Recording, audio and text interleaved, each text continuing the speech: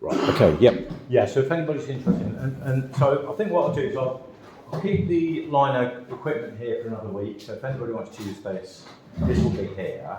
I'll probably do a different sort of demo though next week, because I've done quite a few Lino ones, so I'll probably move on to that sort of like a kind of autumn theme still on, so I'll kind of keep in the autumn theme.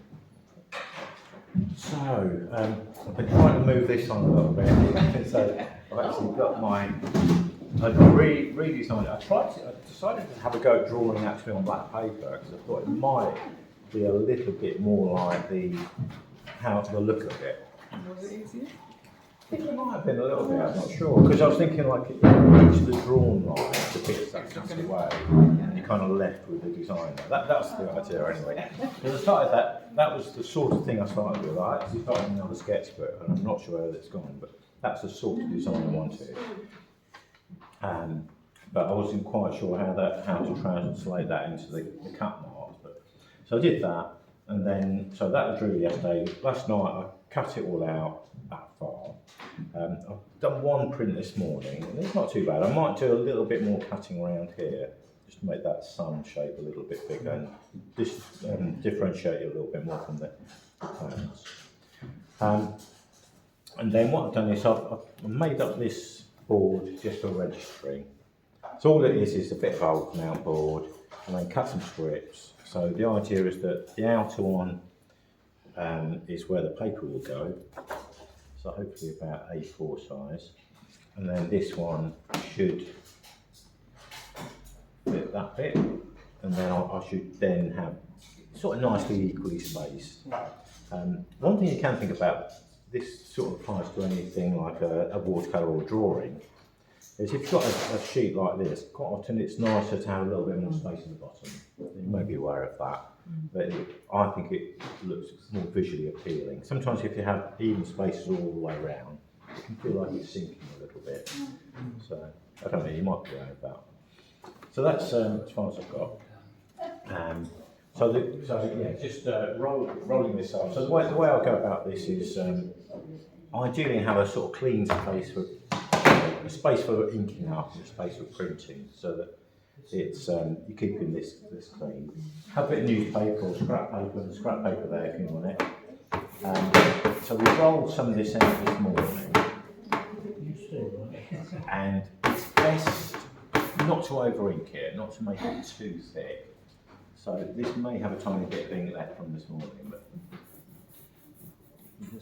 I've actually experimented with some fairly thin lines here, fine lines. And I'll just turn that round and just get a little bit more on. I've been reading my Lino Printing book, and she's saying there, you sort of have thin layers, have a couple of thin layers to build up the ink rather than one thick layer. And I'm hoping that's probably about enough.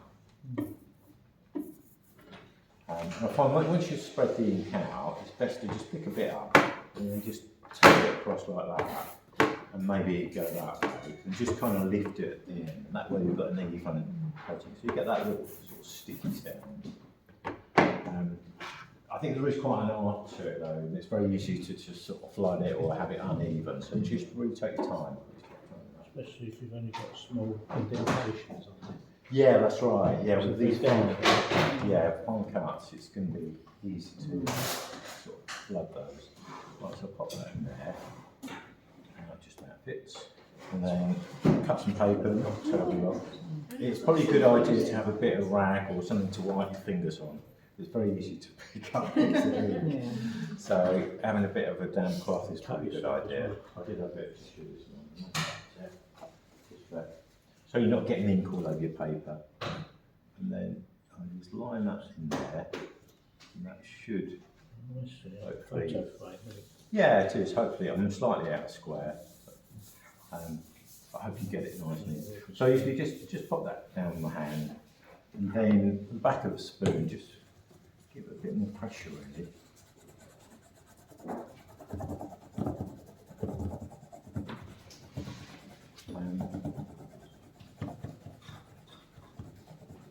So it's really just sort of burnishing black. And the nice thing about this is you can see how it is. You could lift one of the corners. Get in there. See if it's printed. It's not too bad. Yeah, so.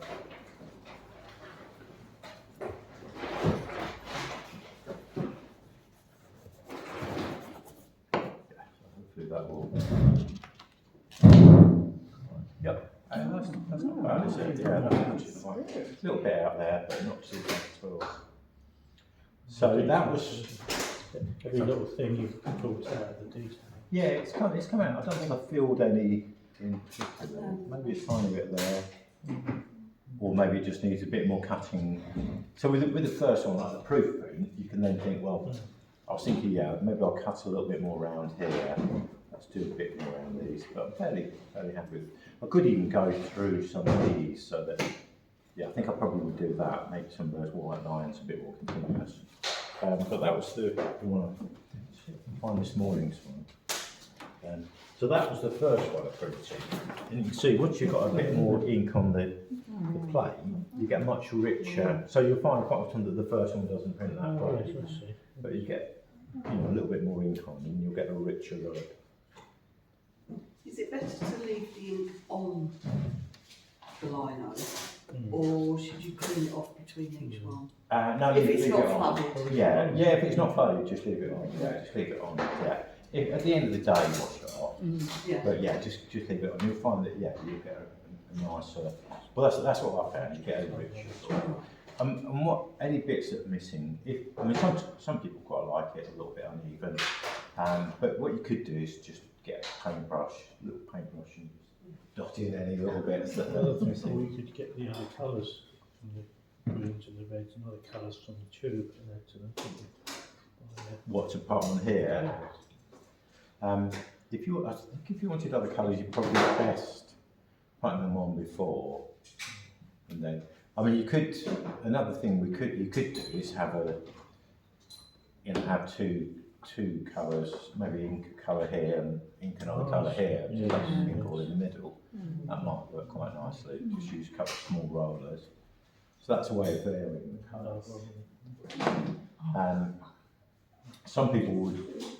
This being water-based ink, it will bleed. But if you had an oil-based ink, you could put a little bit of watercolour in areas, and that wouldn't run into other areas. So could you roll the colour, when you've got your blank paper, can you roll the colour on first? Could do, And then put yeah. black on top of that? Yeah. The other thing, I could do a bit more next week if people are interested. One thing which is somewhere, I saw a really nice exhibition in the summer. And this guy did these really big lino prints of boats and things like that, and he literally collaged shapes of paper for the sails, and then printed over the top with a black or brown or something. So used basically collage and lino prints. So you do go where you work. And I've also seen it done where they cut the lino in half, so they cut around there right the way through, and then print one piece and then the other piece. Yeah, and that could work. If so, cut around here and maybe around here, you could just do the sky. Yeah, you can do multiple blocks. I could have another block, different colour. But trying with this project, not too complex. Yeah. And I'd almost found it easier to do colours with this than on to black and white. You're sort of trying to find some interesting graphic marks that suggest things rather than. You would paint acrylic paint on there, didn't you, Paul? Acrylic or pastel? Use pastel. The problem is, you could have a go. Well, the thing is, I'll just give it a go. Print loads off.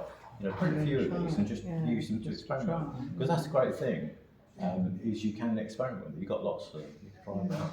In the book, I've just finished reading the book last night. And there's an exercise in the end of that where she basically cuts up all the bits from all the different projects and makes a big collage out of them. And that's quite nice. I've written another image that there's all sorts of places you can go with it in creative ways. So That's really good. yeah, probably. Yeah, I suppose perhaps next week I'll try on different colours, or maybe I'll take that a little bit further. So. Once you've opened this, Paul, does it last? Yeah, that's not bad. I'll put that one out of mind, don't I? Other colours. That one's probably about 30 years old. That's one of the original ones I had. They do last. Some of these tubes are probably about 30 years old as well. I bought these when I was just after I left college. Maybe 40 years. So some of those, I mean, some of the students have been using them. You can imagine that, would you? Yeah, I mean, these ones I just bought last year because I knew that wasn't going to cut it for us. So we've got plenty of colours here. That's another one too. Yeah, that's the same. That's probably one of the original ones I have. But I think there is another. I think I've got another white. Yeah, I've got a new white. So that's the old one. I think the old black I've got at home. I'm using the old black at home just to try them. So yeah, it will last. Yeah, maybe I'll do a bit more then if you've got enough interest. But the morning group wasn't so much interest. And I will do some more next year as well. I'll leave it for this here another week anyway for anybody who's doing it. And then I'll take it up to Lee.